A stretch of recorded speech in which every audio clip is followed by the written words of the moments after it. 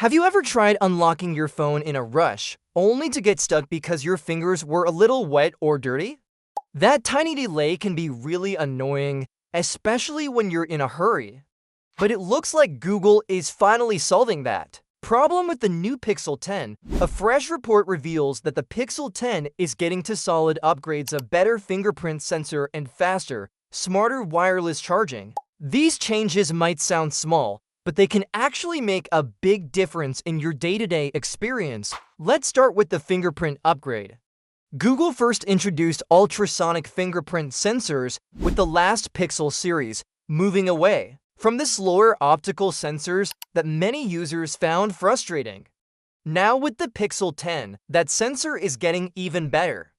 This improved version is supposed to unlock your phone faster, and more importantly, it should still work even when your fingers are wet, sweaty, or just not perfectly clean. That's a real plus if you're someone who's always using your phone on the go, whether that's at the gym, outside during hot weather, or while cooking. What's great is that Google isn't forcing users to choose between Face Unlock and Fingerprint Unlock. Both options will stay.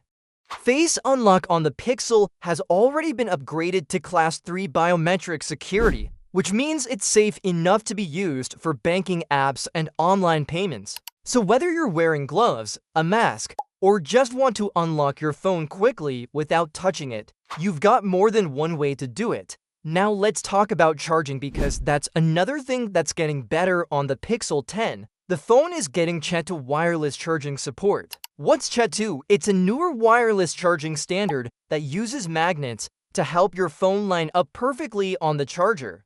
That way, it doesn't accidentally stop charging during the night just because it was a little off-center. With Qi 2, charging is more reliable and possibly faster, depending on the charger you use. There's just one catch. To get the full benefits of Qi 2, you'll need a compatible magnetic case. Still, it's nice to see Google keeping up with charging improvements that are already being adopted by other brands like Samsung and OnePlus. Interestingly, Apple's new iPhone 16e is also compatible with MagSafe magnets, but doesn't offer full Qi 2 fast charging support yet. So in this area, Google might actually have the edge. Besides these upgrades, the Pixel 10 series is getting some fun new colors. The regular Pixel 10 will be available in Ultra Blue, Limoncello, Iris, and Midnight, giving buyers more bold choices. Meanwhile, the Pixel 10 Pro and the foldable Pixel 10 Pro Fold will stick to calmer shades, like sterling gray and smoky green. And let's not forget about what's powering the phone. The Pixel 10 series is expected to feature Google's first fully in-house processor, the Tensor G5. This chip has been built from the ground up by Google, without outside help, and that could lead to big gains in speed, battery efficiency, and overall performance. It should also make the fingerprint and face unlock features work even faster and smoother. The official launch is expected on August 20th. With pre-orders starting the same day. You'll be able to buy the phones starting August 28th. That's just around the corner, and many fans are excited to see how these upgrades perform in real-world use. So while the Pixel 10 may not look radically different from the outside, it's clear that Google is focusing on real, everyday problems and making the experience better. Whether it's unlocking your phone in one try or charging it without worrying, the Pixel 10 could end up being one of the most practical and user-friendly phones of the year. If you found this video helpful, go ahead and give it a like, and if you want more simple and honest updates about tech news, make sure to subscribe to our channel. We've got more coming your way soon. Asterisk. Is Qualcomm losing its biggest customers? That's exactly what's happening, and the reasons are simpler than you might think.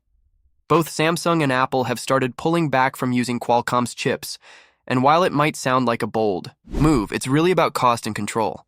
Let's talk about Samsung first. For years, Samsung has used two different processors in its phones, Qualcomm's Snapdragon in some regions, and its own Exynos chips in others.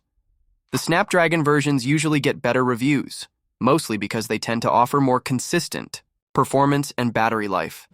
That's why Samsung decided to use only Snapdragon chips globally for its Galaxy S23 and Galaxy S25 series. But now, they're changing course again. The upcoming Galaxy S26 lineup is expected to bring back the split approach. Some markets will get the Snapdragon version, while others, especially Europe, might receive the new Exynos 2600 chip. This processor, built on a 2-nanometer process, is still in development and might not be perfect yet.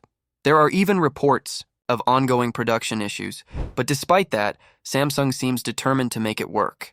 They don't just want to reduce their reliance on Qualcomm, they want to eventually stop using Snapdragon altogether. It's not because Exynos is better today, but because Samsung believes it can close the gap soon. Apple is also moving in a similar direction, though its focus is slightly different.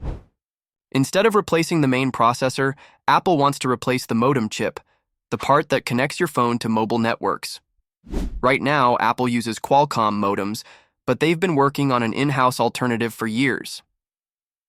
That effort is finally starting to pay off. The iPhone 16e is the first model to include Apple's own modem chip, called the Apple C1. It may not yet match Qualcomm's performance, especially in terms of speed and power efficiency, but it works well. Enough for Apple to use it in a real product. That's a big step. And with the base model iPhone 17 and the upcoming iPhone 17 Air, also expected to feature the C1 modem, it's clear that Apple is serious about moving away from Qualcomm. Eventually, it looks like all iPhones will be powered entirely by Apple-made components. But why go through all this effort when Qualcomm's chips are already fast and reliable? The main reason is money. Buying chips from Qualcomm isn't cheap.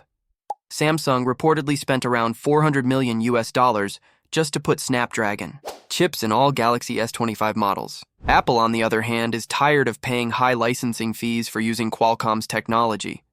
By making their own chips, both companies save a significant amount in the long run. There's also the advantage of control. When a company builds its own chips, it can better integrate them with its hardware and software. That leads to smoother performance and allows for more customization. Even if the in-house chips are slightly behind right now, both Samsung and Apple believe they'll eventually catch up. And when that happens, they'll no longer need Qualcomm at all.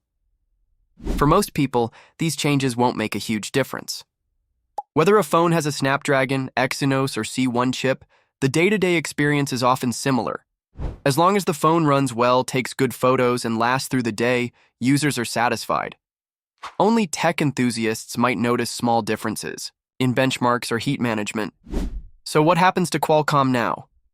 It's still a big name in the smartphone world, but losing Apple and possibly Samsung could hurt. As more brands build their own chips, Qualcomm's role may slowly shrink. Do you think this shift will make phones better or worse? Share your thoughts below, and don't forget to like and subscribe for more tech updates. The tech industry is eagerly anticipating Samsung's next move as the Galaxy S26 promises to take smartphone performance to new